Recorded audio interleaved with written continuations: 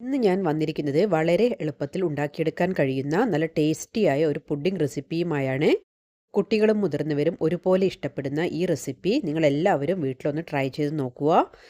ഇത് എങ്ങനെയാണ് ഉണ്ടാക്കുന്നതെന്ന് നമുക്ക് നോക്കാം. ഇതിനായി ഒരു ബൗളിനകത്തേക്ക് തിക്ക് ക്രീം ആണ് ആഡ് ചെയ്ത് കൊടുക്കുന്നത്. അപ്പോൾ നിങ്ങളുടെ കയ്യിൽ ഫ്രഷ് ക്രീം ഉണ്ടെങ്കിൽ നിങ്ങൾക്ക് അത് ആഡ് ചെയ്ത് കൊടുക്കാവുന്നതാണ്. എൻ്റെ കയ്യിൽ ഫ്രഷ് ക്രീം ഇല്ലാത്തത് കൊണ്ട് മാത്രമാണ് ഞാനിവിടെ തിക്ക് ക്രീം എടുത്തിരിക്കുന്നത്. പിന്നീട് ഇതിനകത്തേക്ക് 1/4 കപ്പ് അളവിൽ കണ്ടൻസ്ഡ് മിൽക്കാണ് ആഡ് ചെയ്ത് കൊടുത്തിരിക്കുന്നത്. ഇപ്പോൾ 4 ടേബിൾ സ്പൂൺ അളവിലാണ് 1/4 കപ്പ് എന്ന് പറയുന്നത് ഇതിലേക്ക് ആഡ് ചെയ്തിരിക്കുന്നത്. അപ്പോൾ ഇത് ഒരു നോർമൽ മധുരം മാത്രമേ ഉണ്ടാവുകയുള്ളൂ. നിങ്ങൾക്ക് കൂടുതൽ മധുരം വേണമെങ്കിൽ നിങ്ങൾക്ക് അതിനനുസരിച്ച് കണ്ടൻസ്ഡ് മിൽക്ക് ചേർത്ത് കൊടുക്കാവുന്നതാണ്. അപ്പോൾ ഇത് നന്നായി മിക്സ് ചെയ്തതിന് ശേഷം പിന്നീട് ഇതിനകത്തേക്ക് 1/2 ടീസ്പൂൺ അളവിൽ വാനില എസൻസ് ചേർത്ത് കൊടുക്കുന്നുണ്ട്. ഇതുകൂടെ ചേർത്ത ശേഷം നന്നായിട്ടൊന്നുകൂടെ മിക്സ് ചെയ്തെടുക്കാം. അപ്പോൾ നന്നായി മിക്സ് ആയതിനു ശേഷം പിന്നീട് ഇത് നമുക്ക് ഫ്രിഡ്ജിലേക്ക് മാറ്റാം. ഇനി നമുക്ക് ഒരു പാൻ എടുത്ത ശേഷം അതിനകത്തേക്ക് 1/2 കപ്പ് അളവിൽ പാൽ ചേർത്ത് കൊടുക്കാം. പിന്നീട് ഇതിനകത്തേക്ക് ചേർക്കാനായി ഒരു ബൗളിനകത്തേക്ക് 1 ടേബിൾ സ്പൂൺ അളവിൽ കസ്റ്റർഡ് പൗഡർ ചേർത്ത് കൊടുക്കുന്നുണ്ട്. പിന്നീട് ഇതിനകത്തേക്ക് 2 ടേബിൾ സ്പൂൺ അളവിൽ പാൽ കൂടെ ചേർത്ത ശേഷം നമുക്കിത് നന്നായിട്ടൊന്ന് മിക്സ് ചെയ്തെടുക്കാം. അപ്പോൾ കട്ടകളൊന്നും കൂടാതെ തന്നെ നന്നായിട്ട് പെട്ടെന്ന് തന്നെ ഇത് മിക്സായി കിട്ടുന്നതാണ്.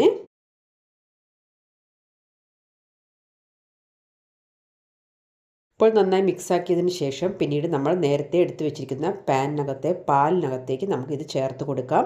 അപ്പോൾ 1/2 കപ്പ് അളവിൽ പാലെടുത്തതിനകത്തേക്കാണ് ഈ കസ്റ്റേർഡ് പൗഡർ മിക്സ് ചേർത്ത് കൊടുത്തിരിക്കുന്നത്. അതിനുശേഷം നന്നായിട്ടൊന്ന് ഇളക്കി യോജിപ്പിക്കുക. പിന്നീട് ഇതിനകത്തേക്ക് 1/3 കപ്പ് പഞ്ചസാര ചേർത്ത് കൊടുക്കുന്നുണ്ട്. നിങ്ങൾക്ക് പഞ്ചസാരയ്ക്ക് പകരം വേണമെങ്കിൽ കണ്ടൻസ്ഡ് മിൽക്ക് ചേർത്ത് കൊടുക്കാവുന്നതാണ്.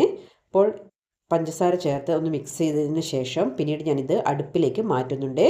അപ്പോൾ ഇത് മീഡിയം ഫ്ലെയിമിൽ വെച്ച് നന്നായിട്ടൊന്ന് ചൂടാവുന്ന സമയം വരെ നമുക്ക് വെയിറ്റ് ചെയ്യാം.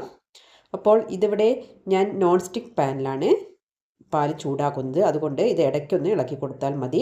അതേസമയം നിങ്ങളല്ലാത്ത പാത്രത്തിലാണ് ഇത് ചൂടാക്കിയെടുക്കുന്നതെങ്കിൽ തുടരെ കൈയെടുക്കാതെ ഇളക്കി കൊടുത്തുകൊണ്ടിരിക്കുക. ഇത് പെട്ടെന്ന് തന്നെ കട്ടയായി പോകുന്നതാണ്. അപ്പോൾ ഇത് കൂടുതൽ ലൂസായ ഒരു കൺസിസ്റ്റൻസിയിൽ അല്ല, ഒരു ചെറുതായിട്ടൊന്ന് തിക്കായി വരേണ്ട ആവശ്യം മാത്രമേ ഉള്ളൂ. അപ്പോൾ കൂടുതൽ തിക്കായി വന്നു കഴിഞ്ഞാൽ നമ്മൾ ഇത് ബ്രെഡിലേക്ക് ചേർക്കുന്ന സമയത്ത് നല്ലൊരു ടേസ്റ്റിൽ കിട്ടുകയില്ല. അപ്പോൾ ഏകദേശം ഒരു ചെറിയ തിക്കായി തുടങ്ങുന്ന സമയത്ത് തന്നെ നമുക്കിവിടെ ഫ്ലെയിം ഓഫ് ചെയ്യാം.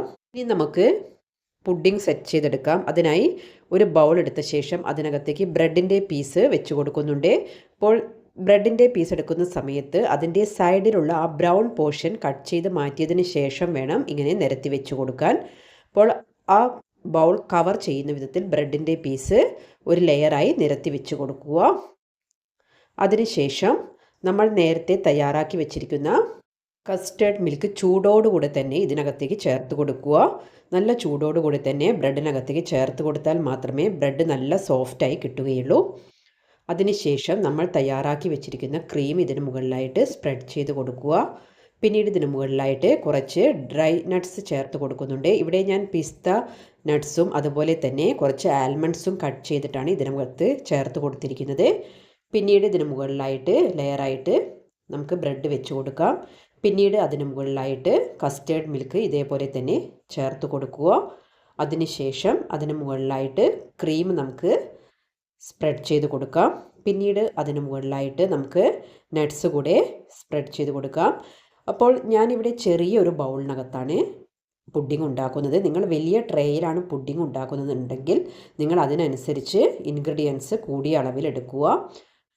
പിന്നീട് ഞാൻ ഇതേ രീതിയിൽ തന്നെ ബ്രെഡ് ഇതിന് മുകളിലായി ലെയർ ചെയ്തതിന് ശേഷം ഫുള്ളായിട്ട് കവർ ചെയ്തെടുക്കുന്നുണ്ട്. അതിനുശേഷം ബാക്കിയുള്ള കസ്റ്റേർഡ് മിൽക്ക് കൂടെ ഇതിന് മുകളിലായിട്ട് സ്പ്രെഡ് ചെയ്ത് കൊടുക്കുന്നുണ്ട്.